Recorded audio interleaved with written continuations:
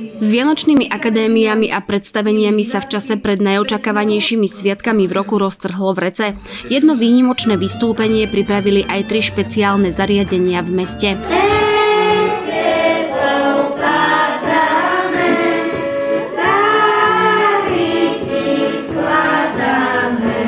Vystúpili žiaci špeciálnej základnej školy svätej Anny pod vedením pedagógov. Taktiež vystúpili deti prijímatelia domu svätej Anny pod vedením opatrovateľiek a sociálnych pracovníkov. Zároveň vystúpila základná škola pre žiakov s autizmom svätej Anny. Celý program sa niesol v duchu Vianoc a narodenia Ježiša Krista. Tento rok sme zvolili na Vianočnú akadémiu niečo trošku iné, trošku možno zaujímavejšie. Pohrali sme sa so svetlom a tmou.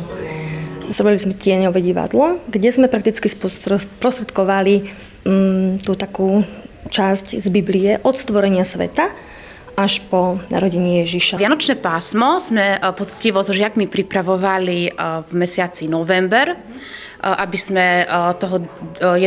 decembra mohli rodičom ukázať, čo všetko naši žiaci zvládli, ako si to pripravili. A vlastne Vianoce by nemali byť len o takom tom otváraní darčekov, ale o otváraní našich srdc.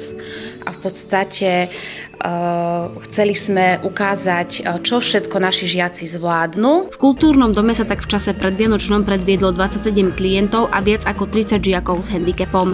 Každý nás chválil našu prácu, ocenil to, s akým zápalom to robíme. Účinkujúcim s handicapom pomáhali zvládnuť vystúpiť pred zrakmi divákov aj rekvizity, napríklad veľká biela plachta, za ktorú sa mohli ukryť, či špeciálne strojčeky do ucha na tlmenie hlasného zvuku. Viaceré mamičky mi povedali, že si pri predstavení poplakali, pretože boli hrdé na svoje deti, že napriek svojmu zdravotnému znevýhodneniu to dali. Vystúpenie zorganizovali aj za pomoci sponzorských darov od rodičov, príspevkom od partnerov a v neposlednom rade aj vďaka mestu, ktoré priestory kultúrneho domu prenajalo za symbolickú sumu. Program plánujú pripraviť aj o rok, keďže ide o ich najväčšiu akciu v roku.